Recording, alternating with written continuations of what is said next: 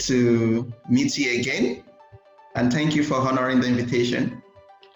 Thank you very much. I know you are so busy, and I wouldn't like to take much of your time, so let's dive into the real deal for today. So basically, the business of design is just a conversation around the creative industry in Africa. Africa is the focus because, according to reports, creative industry contributes less than 1% to the economy of Africa at large. So which is quite low, and I find it as a challenge for us to do something about that, because I know that creative industry has a lot of potential to really contribute huge to the economy. So that is what gives back to this conversation. How can we rebrand the creative industry in Africa, and how can we bring together different people in the creative industry to be like the lead actor in revolutionizing this industry and make it something worthwhile in Africa. So I know, well, you're an artist, a spoken word artist, a creative artist, fine artist. Yeah, I'm right. So, you have a lot of creative gene in you. So I wouldn't like to say, is it genetic or is it acquired? But I'll leave that to you. So by the way, you've been doing quite a very pretty job in the spoken word industry in Nigeria. As a little has been known about the creative industry, about the spoken word in Nigeria, and it's kind of gaining intensity as we speak, because it's being used for advertisement nowadays, because what's being fused together is very, very powerful. Because I know I deal with words a lot. I know how powerful words could be in advertisement, in business communication, and in a lot of industry needs spoken words for their message to get out there. So enough of my blabbing. So let's dive into the business of today. So why creative industry? Why creativity? Why a fine artist? I saw the work you did for Lagos State. Am I right? Some of the paintings, yes. Yeah, they are quite pretty well, communication, and it's quite a lot. So why do you dabble into the world of creativity? Why are you a spoken word artist? Why are you a fine artist? What inspires you? Is it maybe because the course you want to choose before wasn't given to you and say, okay, let me just stay in my lane? So what is your story? All right, thank you. I think there's a lot of story in there, but one that I would love to share at this time would be, there was a friend of mine. We went to the same secondary school together. He was in pre-degree when I was offered admission to study fine arts in Lautech. And he said to me, Victor, you're a smart guy. Do you want to stay in fine arts? I said, yes. That don't waste your intelligence. I don't think you can survive there. I don't think you can cope. And at that time, the fear was basically, how are you going to survive? What are you going to do with it? But the funny thing is that this same guy that was telling me years ago has his own brand now, and he's making shoes. He's making shoes, which is basically a form of fashion design. I mean, it's crazy. I think before I decided to stay, I wanted to cross and change my course to computer science. This with regards to fine arts now, painting, drawing, and all of that. But I remember that back then, I had been reading a lot of books. I've been reading a lot of motivational book, had a lot of quotes in my head. And I made a gamble with my life. Like if everything, then I used to think I was a motivational speaker, encouraging people to be the best they can. And I remember clearly using my life as a gamble and say, if everything I have read about motivation is true, then I'm going to use my life to live it out. And that was the beginning of studying fine art. Until 200 level first semester, I had never been in a drawing class in my entire life. I did not do fine arts in primary school or secondary school. 100 level, so I was skipping class on a steady level. It was until 200 level first semester that I began to draw. Then, of course, having made that decision, I had mentors and people who were willing to help me out. So I got a lot of materials and I began to read. And then I felt like because of the way the education system is structured in Nigeria, I felt like there is nothing I was going to learn in the university in computer science that I could not learn on my own, that I could not learn being an apprentice with someone or take a professional course. And that was even before there were open courses were not as popular as it is now. I felt like, I mean, most of the computer science students, even then, I know a lot of computer more than them because I had a little background in a little bit of software and hardware that I'd learned on my own and a little workshop after secondary school. Like most of these guys doing this course, I know more than them. And then when they begin talking about Python, a little bit of what you read on Wikipedia. So I felt, let me pursue this. I can always learn that on my own. Now, with regards to spoken word, um, my brand, Vicadex Concept, has a tagline meaning invoking crystal consciousness. So for me, the reason why I dabbled into writing and consequently into painting was I believe I had a lot of things to say, and I wanted the world to listen. And there's this popular saying that says, "Until the haunted animals have their own history writers, history will always favor the hunter." So I felt like I come from a very humble background, and it's painful to see that a lot of people make mistakes that could have been avoided. My mom raised me well. She taught me these things early on, taught them, sat us down and told us things that we cannot afford to be. So I started writing as a way to put my thoughts into on ground, to put all my thoughts together, to say something to the community that otherwise I might not have the opportunity. It was also an escape and a coping mechanism for me, having gone through a lot. I pen down. It's a way for me to ascertain my mental health, to evaluate my mental health, rather than screaming into a void. I can just pick a piece of paper or I find a piece of paint and then I write. Then again, I think it does not become an archive of my thoughts. While I might not have been able to keep a diary, when I look at poems I wrote 10 years ago, 5 years ago, I can compare my state of mind then with my state of mind now. I can see how much I have grown with regards intellectually and my perspective of life. And I'm able to use those lessons I've learned to help other people make the best and make informed decisions in their life, basically. So that is why I delved into the creative industry. And of course, money is to be made. Money is to be made. But then again, that money can be made anywhere and anyhow. Yeah. So, but what I've said in the beginning was what really pushed me into the industry way before there was money to be made, way before the popularity, way before anything. It was that desire to speak out to speak out, to stand out, and to archive my thought and hopefully encourage someone else to make the best decisions with their life. Thank you. Wow, that's interesting. Okay, I remember while starting out as a graphic artist, someone approached me and said to me, "Do you think you can build a life as a graphic artist?" You know, I paused and I looked at myself and I looked at the environment, I looked at the country I am, I looked at the society, and there's this disappointment in myself that, okay, really, can I really do this? But I have a determination that you can build a life out of nothing.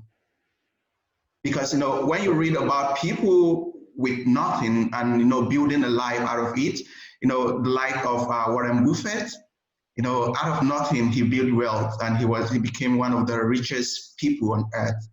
And if you check about all these, the father of modern petroleum industry, John D. Rockefeller also, when I check about all these people, how they build life out of nothing, I say, well, you can build life out of anything in this world. So far, you have the focus, you have the motivation, and you have a driving force in you. And you have been driven by a purpose, a sense of purpose, then definitely you can build a life out of nothing. So I know you have had similar experiences, people trying to talk you down, people trying to discourage you, like, okay, maybe you should go to medicine, you should go to engineering, you can become a doctor, you can become an engineer, work in Shell, work in NMPC, and make a good life out of your life. So why are you just disturbing yourself being a creative artist and a spoken word artist. So what is your constant motivation, your drive, and your purpose that kept you going and going without dropping out? Well, I think I must say I am glad that I did not study medicine or engineering, because what that would have done for me would have been to limit my options. Being a medical doctor, I would have wanted to pursue a career in medicine. Now, I've come to understand that spending 5 years studying fine arts, what I learned in those 5 years was the skill of creativity, the skills of problem solving. So even if I end up not practicing as a painter like, say, Olaku or Kevin or Kafo, I have learned the skills of creativity, how to solve problems. So I could Basically, pick you those skills. can apply that creativity in different industry and it will work. Exactly, exactly. And when I go on LinkedIn and I'm looking at the educational background of many of the people in the humanitarian sector, you realize that many of them come from Bachelor of Arts in History, International Relations. So having such background expands your horizon. And I think I was taking the philosophy course recently, and it was saying that many people who study philosophy, if they're undergrads, tend up having a lot of more option when they graduate, because it gives you opportunity, problem solving, creative thinking. These are all applicable anywhere. So it's not left for you to choose. But because we don't have that information, we feel like because there is no government job for a fine artist, there is no point doing it. Mm. However, my constant motivation would be the need to effect change.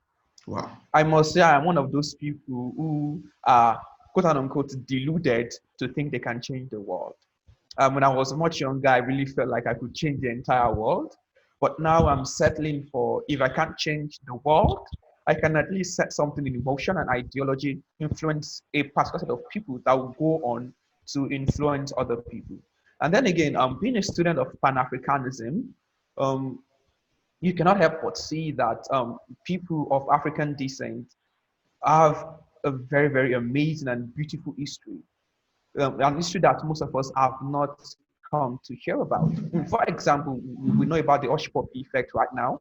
And I mean, there was a time the FBI put out something about the most wanted cyber terrorist, Yeah. and they put Nigerians in the title as a clickbait. And then you look at the top 10 most wanted cyber criminals are not Nigerians. Even in the Yes. top 10 countries, United States has more cyber terrorists than anyone else in the world.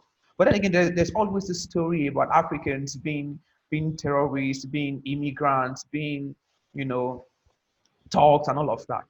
So I Mm. think the onus, the responsibility rests on us as creatives to to change that narrative, to bring about and show that while this is true, this is also true. And then secondly, I think there's a need to educate ourselves about these things, about our history that we do not know. And again, with the Christian faith, a lot of we have a lot of conversation around the Christian faith in the media, and you'll be surprised and you'll be wondering, why do people think this way when you have people like C.S. Lewis, and the writer of the Lord of the Rings. They are amazing creative people. They did exceptionally well, and you begin to see that there are people who were exceptional and brilliant people, and they were also Christians as well. So I am Mm. motivated to be one of those people who is smart, brilliant, and is logically sound. I think I would like to refer to something that my mentor, JD, as we call him, refer to as intelligent faith. The Mm. fact that you are a believer in the Christian faith does not mean you do not know your way around science, does not mean you're not well Yes. read, does not mean you've been brainwashed or you've been bamboozled by your pastor, Yes. because people think that Christians are gullible. We are not.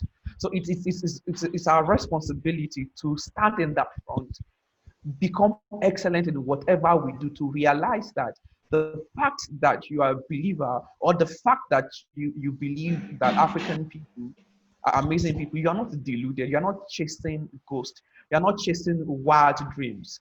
You have something to offer. You have the skills to back it up. You have the research to back up what you're saying. So it is to be that gap and that bridge, knowing that I can stand as a respected professional in my field. I'm good at what I do. I am brilliant at it. And at the same time, know that I am a strong believer in the Pan African ideology, in the Christian ideology. I know that these two things do not necessarily need to be the antithesis of one another. They can find expression in oneself. So, on one hand, it's a call to people who are creative, that do not think that because I am a Christian, I do not have something to contribute to the world. It's also a beacon of hope to people who are believers, that because you are a believer in the Lord does not mean that you cannot stand as a professional in your field as well. So that's my motivation, to be a voice for the people who have been marginalized, to be an alternative. I mean, when you look at a lot of the music we have, a lot of it's about sex, about drugs, about bullying. I mean, bullying someone because you have money more than they do. So we need sane people who can create content that people who do not have interest in such content can listen to. So I mean, when I listen to the music of Asha, for example, I can listen to that without having to have a war with my ideology and the ideology that the singer or the artist is portraying. So it's also the need to create a safe space for people like me who have not really found enjoyment in the other forms or the many forms and genre of creative products out there, to find something they can relate to. It's about reaching out to a particular niche of people who are just like me. And I know that I'm not alone. There are many of us like that, who need to Definitely. find this safe space and this safe spot where they can learn and be entertained, be educated without having to deal with struggling with sexual images, sexual innuendos. So I want to create a product that I know someone with a 5-year-old kid will be comfortable to have their kid listen to, will be educated, will be entertained, and doesn't have to worry about profanity or worry about the child hearing something he or she is supposed to hear. So that's Wow. the purpose. That's pretty amazing. So, to the last question, which is basically on how spoken word and fine artists can contribute to the economy. So, I realized that spoken word has a lot of advantages, even in the society at large. For instance, it can be used as a remedy for depression, it can be used as a remedy for mental health issues and the likes, because this can help the society to kind of live up to its standard if everyone is at the right mental state. So also, fine art also has a contribution. There was a time I was reading about how fine art can be used for mental health issues and the likes. And I see how amazing it is and how amazing people are exploring this frontier. But in Nigeria and Africa, we are yet to kind of be into that. We are yet to discover how useful it can be. So how can you say, even if it's directly or indirectly, how can this field of creativity, that is spoken word and fine art, contribute to the economy? How can we kind of convince the government to look into this industry and bring about something positive that will help the society and the economy also? All right, thank you for that question. I want to say something that skipped my mind earlier. All right. Now, I mean, with regards to any field, there are a lot of people in the field. So, I mean, even if you are considering to come to the creative industry, just know that you're going to have your work cut out for you. You're going to have to put in loads and loads of work to become relevant, at least, and then to even become the best at what you do. For example, Yeah. drawing. The first drawing I did in 200 level, I got a D. Second semester, I got a C. In 300 level, first semester, I had another C. In the second semester of 300 level, I had my first B. My first B. 400 level was the year I had my first A in drawing. So Whoa. that was like after 2 years I mean, people who are my colleagues know the amount of work we put after reading, learning day and night, drawing people walking on the streets, begging people to model for us to draw. It took me 2 years of consistent practice to have my first A in the academic sector. And that's not even in the larger economy. So even if you feel like you want to start a career in the creative, know that you have your work cut out for you, and you've got to give it all it takes. Give it all you have in you to be excellent. Even with my spoken word journey, started writing poetry in GSS 3, and I was shocked in 2009. Someone told me what I was writing was not really it. And the person bought me a book, and I read the book front to back, started writing again. Then I was told that my work was not qualitative enough for performance poetry or for slam. And I mean, I went to my first slam competition. I got out in the first round.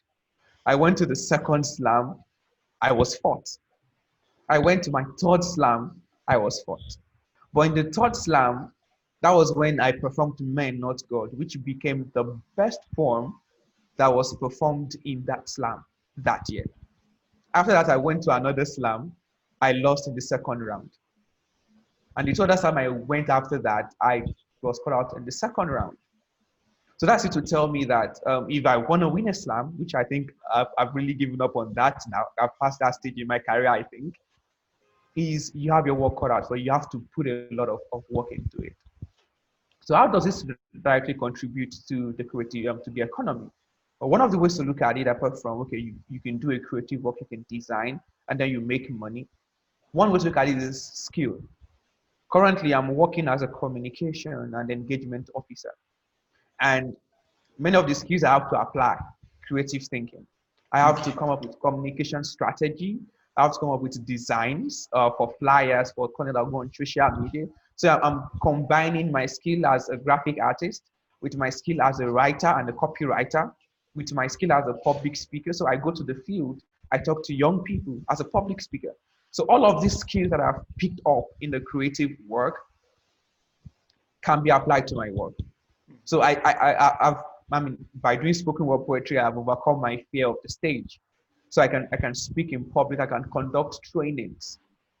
So number one is to look at it that the creative skills that you would learn from the creative pursuit will be useful for you when you get a job or when you're applying for a job.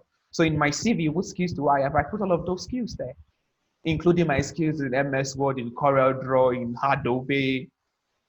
So that gives me an edge, even if I have the same qualification as another applicant.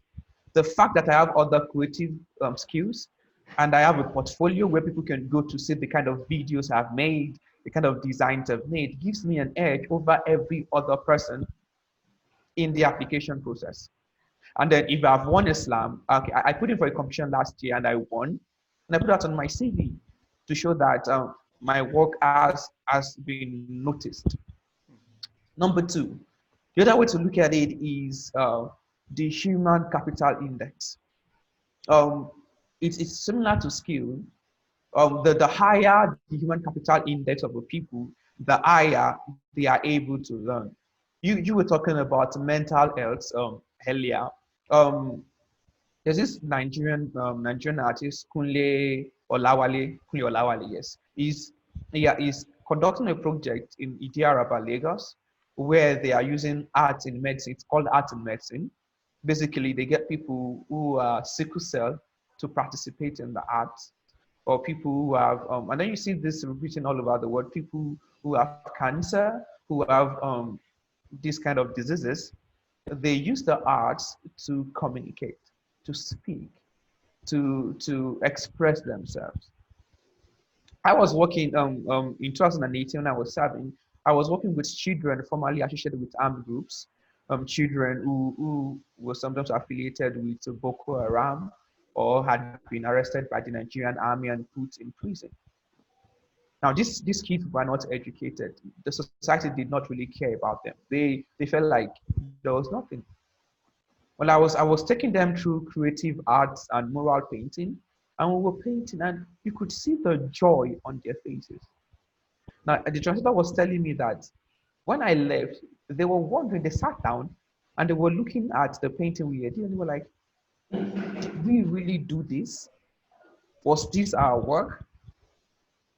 Now, number one, they've gotten livelihood skills, a skill that they can make money from. But then an overall increase in the sense of worth, in the sense of themselves. So we did this, I can accomplish this. So I feel like if I can do this, I can do any other thing. I can do anything else. So this is one of the ways that it contributes to the economy. When people come to overall their confidence is increased, their belief in self is increased. They are able to tackle challenges in the society, and they can always apply the things they've learned into their own situations. You know, and even in the economy, there are different parts of the economy that would require creative. Like you said, in the advertising industry, you need copywriters, you need designers.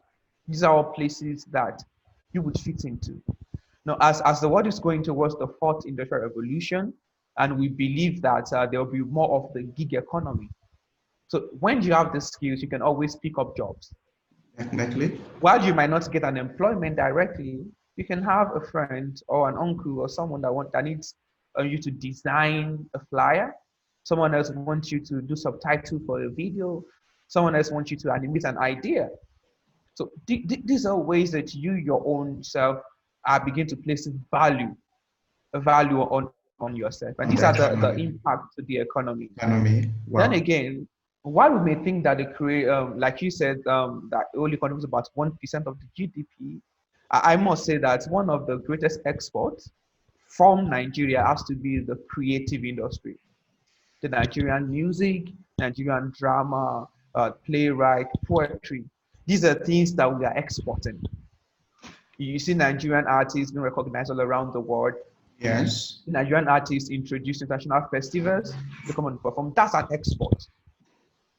And of course, with regards to spoken word poetry, the industry is, and whether it's making a part of it is going to the Nigerian government in taxes. Creative people to be able to export their creativity and make money from it. Wow. Whichever niche they look at it. Wow. Thank you very much. You've just, how will I say it, you've indoctrinated me into your own thought and thinking, which is quite fine. I've seen a lot of sense and a lot of things to work in for us to kind of activate positivity in the creative industry in this country and Africa. So Victor, thank you very much for this opportunity. You've spoken a lot, you've spoken wide, you've spoken so intently and intensely. You've spoken a lot about a lot of issues that we need to, work upon and see how we can help the industry grow in Nigeria. Thank you very much for this opportunity. Thank you for your time. I really appreciate your efforts. Thank you very much.